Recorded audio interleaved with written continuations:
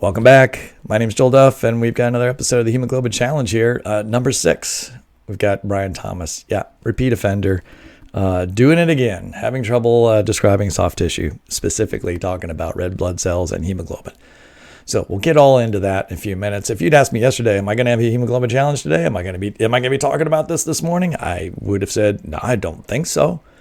But after several hours of watching K-dramas with my wife, wait, can you ever sleep after watching those? No, your mind's racing. What's going to happen next? So I need something to do. So I scrolled through my YouTube subscriptions and I noticed that Logos Research Institute was having a seminar going on at that very moment. And so I ended up watching a little Brian Thomas talk about soft tissues from around the world, and one after another. In fact, we could make 10 episodes just from that one video alone, but we're just going to focus on one particular thing, which is his mention of hemoglobin, because of course this is the Hemoglobin Challenge. All right, let's get right to it. Brian Thomas, repeat offender. What's he saying about hemoglobin, and why is he saying it incorrectly still? Let's get after that coming up next.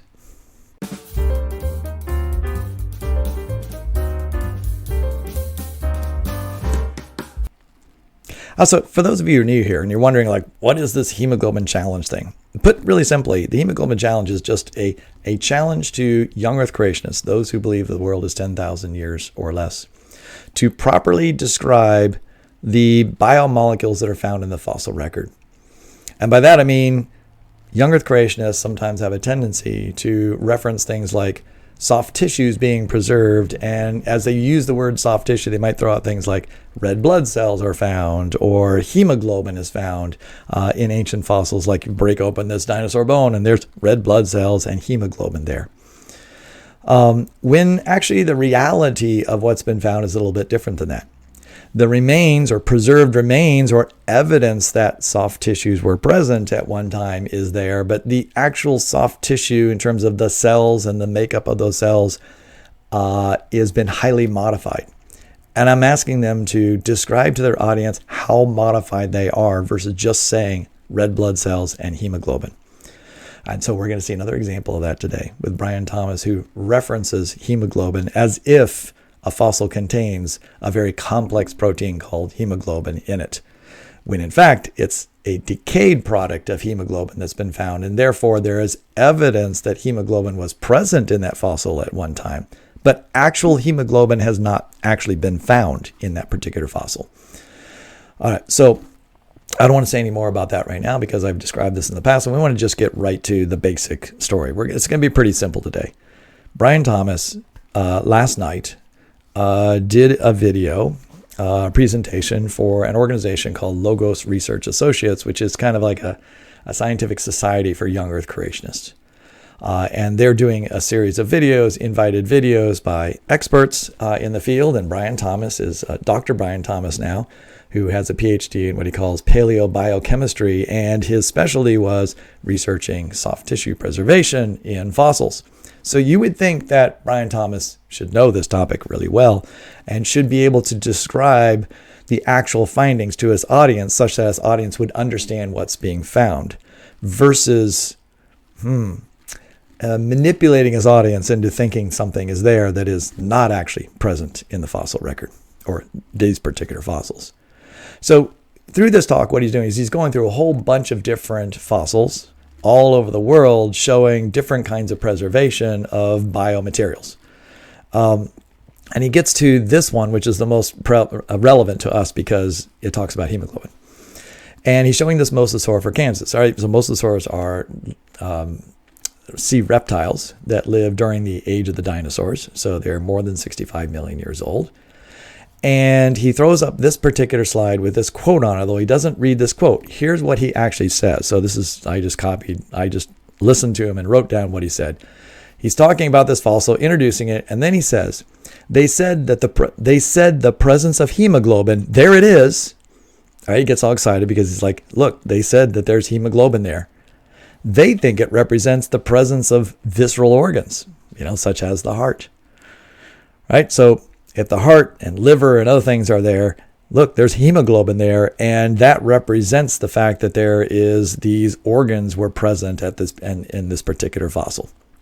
There actually is a little reddish area that's very clear in the fossil, which he shows in larger format. I'm not going to show you here, but he shows that, yes, there is sort of this reddish area underneath the ribs, representing where, say, one of these organs are.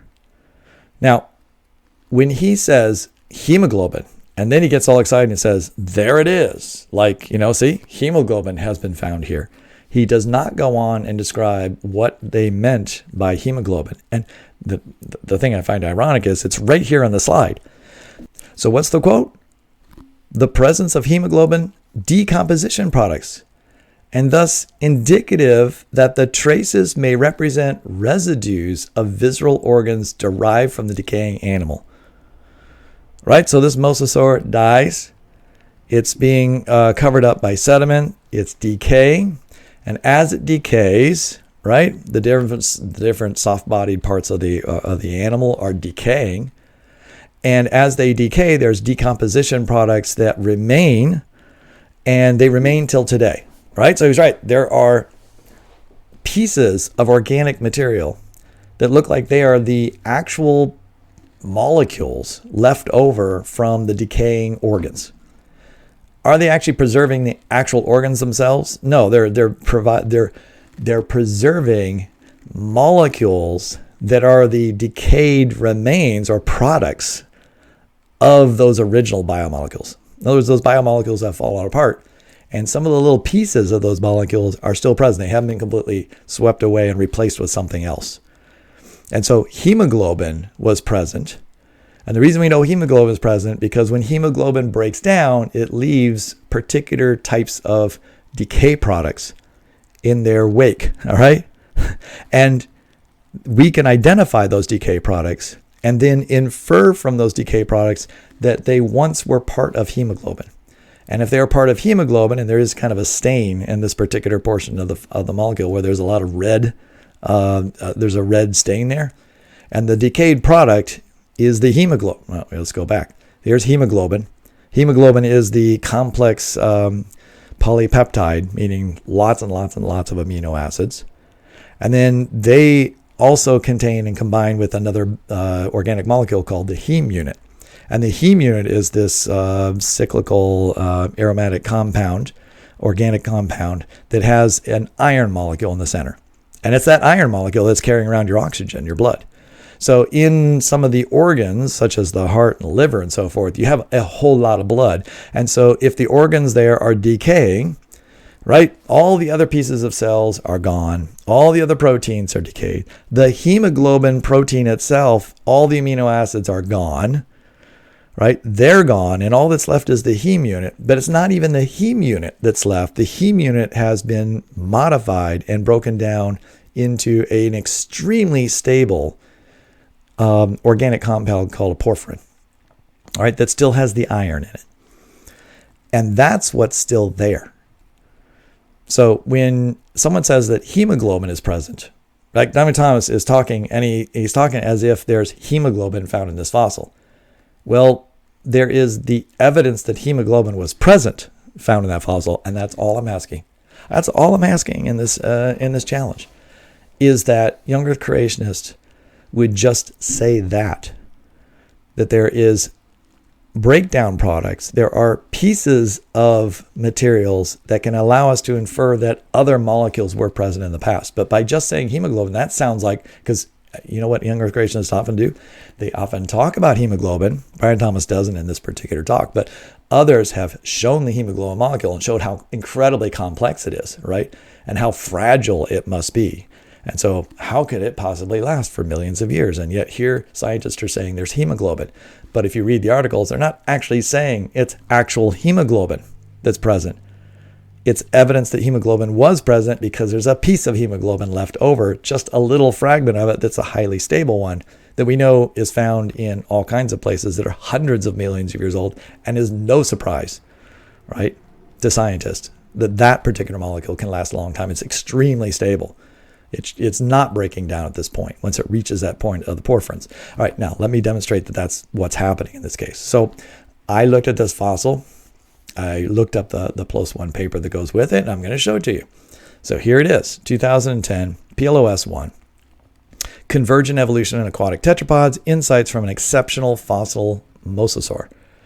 So they're going to describe a mosasaur, and the most pertinent part is it's a very long article, and there's just one little part of it that talks about this red stained portion of the fossil that represents where blood actually was at one time, but there actually isn't blood there today. And I've highlighted that section. A previous chemical analysis of the aforementioned pigments, all right, or pigmentations. So they've mentioned that there's this area of pigmentation in the fossil. And there's been a previous chemical analysis. So this paper isn't even the reference that really should be used for this particular, that Brian Thomas is using here, because this isn't the paper that actually looked at the analysis. But they do report what happened, right? Using mass spectrometry, X-ray diffusion, diffraction techniques, they detected sufficient amounts of iron and porphyrin-derived compounds, right? So they could identify their porphyrin comes in a lot of different conformations. All right, so porphyrin, which is this cyclical double-bonded carbon-hydrogen molecule, all right, with iron or potentially other metal ions in the middle.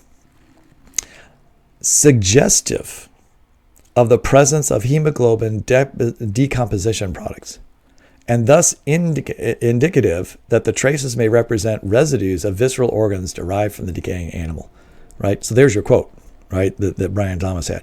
So Brian Thomas had that quote on the slide, but he is, in his talk, is kind of going through and talking about soft tissue preservation. He's talking about blood cells, talking about other types of cells that are preserved.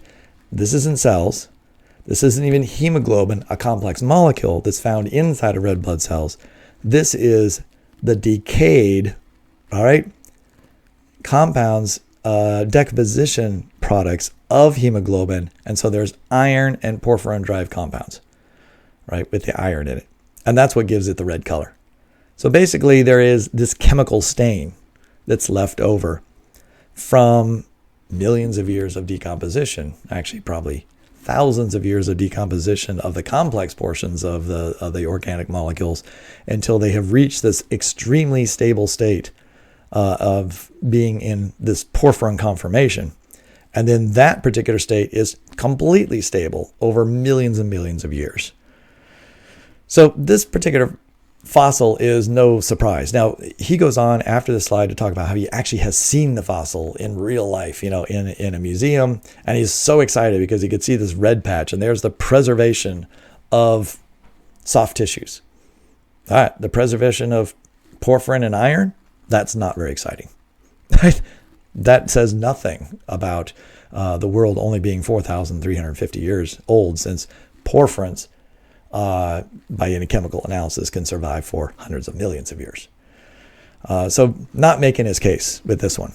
So the challenge is for him to tell his audience that, because what he's doing is he's giving the audience the impression that blood or other complex biomolecules are found in this particular fossil, when that's not actually what's found there. I don't know if he doesn't actually read the original literature. I mean, he said he read this particular paper, but he obviously picked out that particular quote, and then he didn't even fully explain that particular quote to his audience. But if you're a follower of Dr. Thomas, as I have been for 15 years, I guess it's really not a surprise. He's a master of honestly misunderstanding the literature often, and completely not understanding what he's read. The other alternative is that he's just lying about it and doesn't want to admit what's there. But I think in many times he just doesn't really get it. All right, one other thing about Brian Thomas. He mentions his database, which I've heard him mention many times, of all these papers, right, which he's accumulating, which show that there is soft tissue preservation in ancient fossils. And so he showed the picture of his database, and I've gone and I've looked at his databases. So here's just a small portion of it. And he's got like 22 papers, which all show preservation of biomaterial of some sort. And he has the conventional dates, right? So you see here 80 million, 150 million. And you notice that most of these are really, really old. And of course, he's focusing on the old stuff because he's trying to show that, like, if we can find biomolecules in what is supposed to be a 100 million year old fossil, and yet these complex biomolecules can't possibly survive that long, then case closed, right? The Earth is young, it's not old. But I look at this list, And he desperately needs to do some work on it. Okay, I've looked down this list, and I have two observations, two problems with the items on this list. And the first one has to do with there are inappropriate references included on here. And I don't know if he's including them just to make the list seem really long so that the naive audience will just be really impressed with like, oh, there's so many examples of soft tissues being preserved in ancient specimens. He has a PhD in biomolecules, preserved biomolecules. And so you would think he would know the literature very well. And if he does know the literature very well, he should know how inappropriate it is to include some of these on this list. I just want to show you a couple of those. As I quickly go down the list, what I see things are like Woodward et al. DNA sequence from Cretaceous bone fragments. That sounds really impressive, right? DNA sequences from Cretaceous bone, 65 million year old bones. We also have Poignard et al. DNA from an extinct plant, which is 35 to 40 million years old. We also have Kano and Barucki, revival of bacterial spores and Dominican amber, which are 25 million years old. So actually raising from the dead, all right, or raising cells or resurrecting cells that are 25 million years old. All right, that's just three. There's others, but let me just talk about these three right here. I'm familiar with these because I remember when some of these were published. I remember being really excited about them because it was like the very, very first reports of like ancient DNA specimens, or in this case, resurrecting bacteria from ancient samples. And that's going to be really cool if we could bring things back from long ago. What Brian Thomas should know is that there is no scientist I know who believes these particular papers anymore. Right? These were all on the very cutting front edge of people exploring this idea of could we find things from ancient specimens?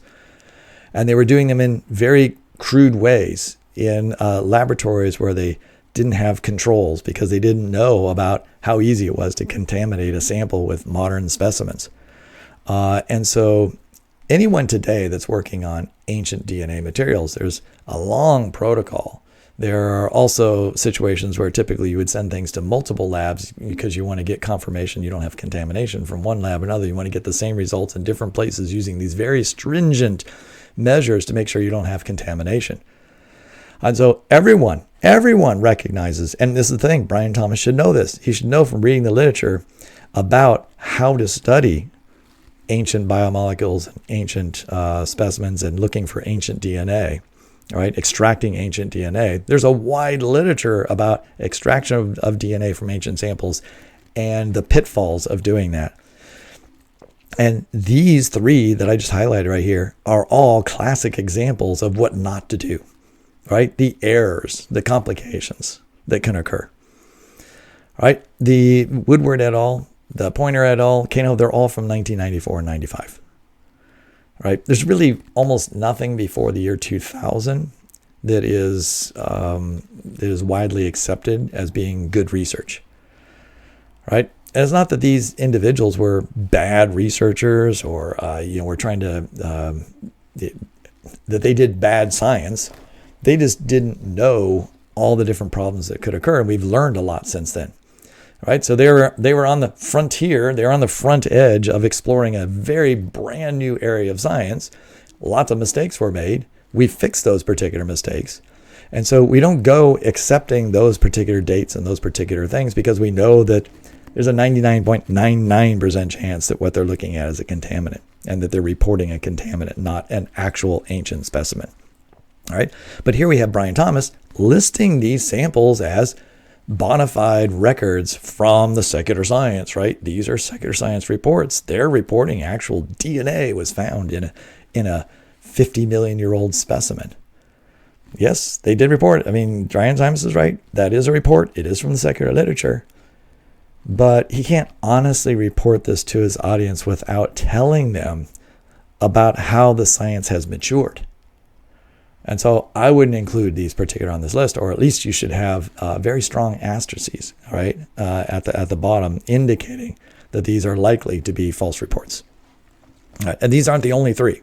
All right, so there are multiple other ones on here which are highly suspect papers. All right, so that's number one. The second problem I have with this is, as I scroll down through all 120 papers, I noticed that he's really focused on stuff that's 65 million years or older, right, from the Cretaceous and older, mostly on dinosaurs. And I understand those are the sexy organisms to talk about. It's funner to talk about soft tissues found in dinosaurs versus in other more mundane organisms. But I'm going to suggest that it's important that he looks at things that are much younger. I only found 10 examples out of 122 that were less than 65 million years old. Now, I'm going to suggest yet another challenge to Brian Thomas and Institute for Creation Research, which is the organization he works for. Brian Thomas is really focused on trying to show that there are soft tissues found in, especially this age right here, the age of the dinosaurs, the Cretaceous, Jurassic and Triassic, and then older. He thinks that if he can show that something's is 100 million years old and still has soft tissues in it, then it's, like I said before, it's like case closed. The Earth must be young. It can't be old because these things couldn't have survived for that long a period of time. I want to point out that Brian Thomas and his organization believe that the post-flood barrier is right around here between the Pliocene and the Pleistocene, right? About 2.4 million years ago in the conventional dating scheme. Now, he believes that there's a global flood that occurred 4,350 years ago. That global flood deposited all of this portion of the fossil record, right? The geological column, right? The Paleozoic, the Mesozoic, and most of the Cenozoic. So all the fossils found in those are really all 4,350 years old, plus or minus a year. So that means animals laid down in the Miocene are the same age as fossils that are laid down in the Mississippian, right? If that's the case, then I would posit that you should find similar types of soft tissue preservation throughout the fossil record, rather than some kind of continuum where you find more soft tissue preservation at the top of the fossil record in the younger ages, and then less and less and less and less as you go down, right? Which I would propose is the observation from the fossil record is that you will find far more soft tissue preservation of much more dramatic, more biomolecules in the more recent fossil record than you would in the past. All right. So what Brian Thomas has done is, as I said, he only includes like the old stuff, and he doesn't talk very much about stuff that's like 5 million years old. Well, I can tell you, I went to Google Scholar and I just did a search for the Miocene and the Eocene and the Pliocene, but let's just stick to the Miocene. And I found dozens and dozens and dozens of papers about soft tissue preservation in animals in the Pliocene. Like, for example, there's an ostrich fossil in which you look in the bones and you can see, and in the vertebra, and you can see preservation of the spinal cord, all right? Preservation of pieces of neurons. Other fossils like frogs that have preservation of actual blood cells, right? Not exact blood cells are like they are today, but there are more remains of them. And I'm sure there's actually portions of the hemoglobin molecule itself. I've been complaining about, hey, hemoglobin breaks down. But under some conditions in much younger fossils, we find that hemoglobin is still present in larger chunks than it would be in these older fossils. So far, nothing but porphyrins have been found from the Miocene. But if you go to the Tertiary and you go to the Pleistocene, there you're going to find much larger segments of biomolecules. They are not nearly as decayed. Yet, in Institute for Creation Research's viewpoint, those fossils are the same age as the stuff from the dinosaurs, right? All those different mammal fossils found in out west, right, in which you have amazing skeletons that are preserved, and you have large pieces of collagen that are still present in those, right? There's biomolecules. Why isn't Brian Thomas talking about those? Why doesn't he list hundreds, literally hundreds and hundreds of papers that show that there is amazing biomolecule preservation? There are still little bits of biomolecules all over the place in fossils that are much, much younger. And I'm saying much, much younger, but I'm saying that from the conventional viewpoint. From Brian Thomas's perspective and Institute for Creation Research perspective, those fossils are the same age as those from the Triassic, Jurassic, and Cretaceous. So they should expect to find similar things in the Cretaceous, Jurassic, and Triassic rocks as they do in the Miocene rocks. After all, even the Miocene rocks were left over at the very top of the fossil record, often in sandstones and things like that, which generally we would not consider very good places to preserve soft tissues. And yet there's more soft tissue preservation in those. And then, of course, you go into the Pleistocene, and then you find like mammoths and so forth. All right. Well, actually, there are even mammoths from the Pliocene. So for Institute for Creation Research, we have found mammoth fossils from flood times, and they have amazing biomolecules still in them. So I freely admit that there are fossils that have incredible amounts of soft tissue preservation of original biomolecules left in the fossils. But the more recent you are, the more you find. And that makes sense if the fossil record actually represents increasing age as you go down the fossil record.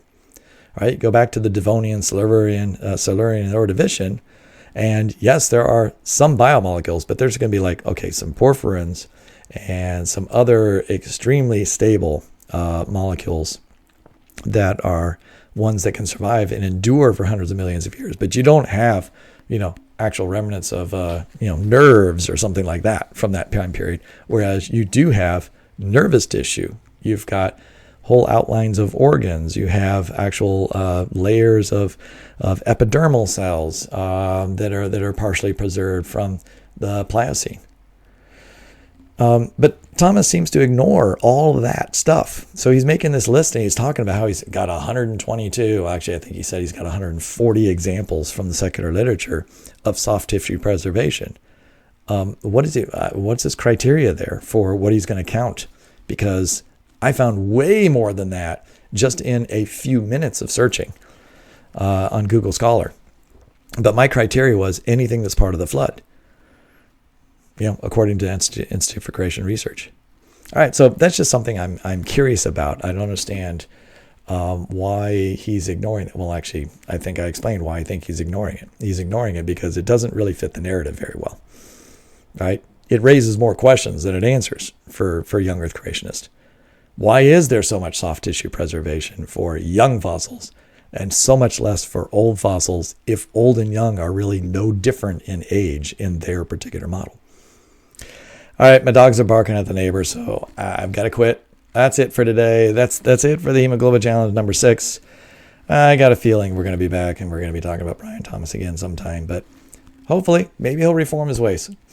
All right, that's it. Talk to you later. Bye-bye.